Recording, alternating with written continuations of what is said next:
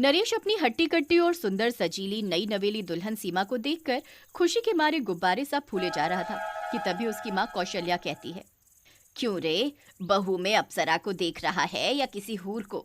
सीमा को देख रहा हूँ माँ, क्योंकि इसके सामने तो अप्सरा और हूर भी फेल है। शाबाश, ये तो तूने ठीक ही कहा। अब मान गया ना कि मैंने तेरे लिए लाखों में एक बहू चुनी है। तभी सीमा कौशल्या से बड़े ही प्यार से कहती है, माँ जी, अरे ओ माँ जी, तनिक हमारे पेट के बारे में भी सोचिए ना। क्यों, पेट दुख रहा है क्या? नहीं, कूद रहा है, मतलब बहुत ही भूखा है। तू चिंता ना कर, मैं अभी खाना लाई। 4 गरम गरम पूड़ियाँ, सब्जी और 2 रसगुल्ले ले आऊं? उनसे क्या होएगा माँ जी, ज्यादा नहीं तो 40-50 पूड़ियाँ, 1 जग सब्जी और डोंगा भरकर रसगुल्ला ले आइए। इतने सारे खाने की बात सुनकर नरेश और कौशल्या के तो तोते ही उड़ जाते हैं, पर कौशल्या इसे मजाक ही समझती है। बहू मजाक कर रही है, भला इतना सारा खाना वो थोड़ी ना खा सकती है। मगर जब सीमा खाने बैठती है तो वो दोनों दांतों तले उंगलियां दबाने को मजबूर हो जाते हैं।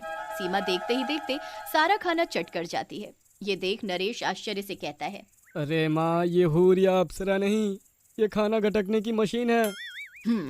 अप्सरा सी दिखने वाली बहू इतनी भुक्खड़ निकलेगी, सोचा भी ना था। कौशल्या सोचती थी कि बहू आने के बाद उसे बैठकर खाना मिलेगा, पर यहाँ तो उल्टा ही हो रहा था। वो खाना बनाती और बहू दोनों पैर पसार कर खूब ठूस ठूस कर खाती। माँ जी, सब्जी तो बहुत ही स्वादिष्ट बनी है, 4 रोटियां और ले आओ। 8 रोटियां तो खा चुकी हो, और कितना खाओगी? आज भूख कम ही है, इसीलिए बस 4 और खाऊंगी। सीमा एक बार खाना खाती तो फिर आधे घंटे में ही उसे दोबारा भूख लगाती और वो फिर से खाना खाने लगती।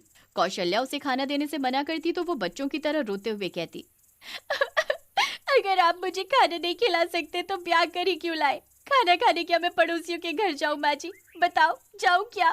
पड़ोसियों का नाम सुनते ही कौशल्या हारे हुए सिपाही की तरह हथियार डाल देती और भुक्खड़ बहू को मनाते मन ही मन सोचती, ऐसे तो बहू पड़ोस में इज्जत की बैंड ही बजवा देगी। पड़ोसी क्या कहेंगे, बहू को पेट भर कर खाना भी नहीं खिलाया जा रहा हमसे। यही सोचकर कौशल्या ना चाहते हुए भी बहू को खाना बनाकर खिलाती। सीमा रोज 4-4, 5-5 बार खाना खाती और महीने भर के राशन की हफ्ते भर में ही जय बुल जाती। ये देखकर नरेश को गहरा अचंभा होता। अरे माँ, इस पेटू औरत का कुछ करो, इतनी तो मेरी कमाई भी नहीं जितने का घर में राशन लग जाता है। हथिनी ने 7 फेरे लेकर गृह प्रवेश किया है बेटा, अब तो रो या हंसो, इसे पालना ही पड़ेगा। इस तरह नरेश भी चुपचाप सब देखने लगता है। सीमा खा खा कर मोटी होने लगती है और एक समय ऐसा आता है जब उससे खाना खाकर खुद से उठना भी मुश्किल हो जाता है। जरा हाथ तो देना जी, उठा नहीं जा रहा। जब खुद से उठा नहीं जाता तो खा खा कर इतनी मोटी क्यों होती जा रही हो? क्या करूँ जी, बार बार भूख लगती है तो खाना ही पड़ता है। पर आप चिंता ना करें, करवा चौथ के दिन मैं जरूर व्रत रखूंगी। ये सुनकर नरेश मन ही मन कहता है, तू तो रहने ही देना, तू व्रत रखेगी तो तेरी हथनी की जैसी तोंद मुझे बद्दुआ देगी, मोटो कहीं की। फिर एक समय ऐसा भी आता है जब कौशल्या सीमा के भुक्खड़ स्वभाव से काफी तंग आ जाती है और उससे मुक्ति पाने का मार्ग खोजने लगती है। बहू को मायके छोड़ा तो बेइज्जती होगी, क्यों ना मैं ही मायके का रास्ता पढ़ूं। भुक्खड़ बहू खुद खाना बनाएगी तो इसे अकल आएगी, अपने आप कम खाना शुरू कर देगी। यही सोचकर कौशल्या नरेश को समझाते हुए कहती है, बेटा नरेश, मैं कुछ दिन के लिए तेरे मामा के यहाँ जा रही हूँ। अरे अगर तुम चली गई तो इस हथनी को चारा कौन डालेगा माँ? हथिनी तेरा ही पल्लू पकड़कर घर आई थी, इसलिए अब तू ही संभाल इसे, मैं तो थक चुकी इसे खिला खिला कर। कौशल्या अपनी भुक्खड़ और पेटू बहू से मुक्ति पाने के लिए अपने मायके चली जाती है और इधर नरेश उसके लिए रसोइया बनकर भोजन पकाने का काम करने लगता है। भोजन तो आप भी मजेदार पकाते हैं जी, आपका बनाया भोजन खाकर तो मन ही खुश हो गया। मेरी बात मानो सीमा, भोजन की मात्रा कम कर दो, कम खाओगी तो स्वस्थ रहोगी। बिना खाए मरने से तो खाते पीते मरना अच्छा होता है जी, ये मैं नहीं, मेरी दादी कहती थी, इसीलिए खाना कम करने की बात तो मैं सोच ही नहीं सकती। ये सुनकर नरेश अपना माथा पीट लेता है और चुप रहना ही बेहतर समझता है। वो खाना बनाता और बीवी उसे देखते ही देखते जिम जाती। उसके लिए कभी खाना बचता तो कभी उसे भूखा ही रहना पड़ता। ऊपर से राशन भी 2 दिन में ही खत्म हो जाता। इन सब से नरेश भी परेशान हो उठता है। एक दिन वो अपने दोस्त मोहन को अपनी इस हालत के बारे में बताता है तो वो कहता है, इस समस्या का तो एक ही समाधान है दोस्त, तू अपने घर को ही ढाबा बना ले, इससे तेरी पेटू बीबी को भी खाना मिल जाएगा और तेरी कुछ आमदनी भी होती रहेगी।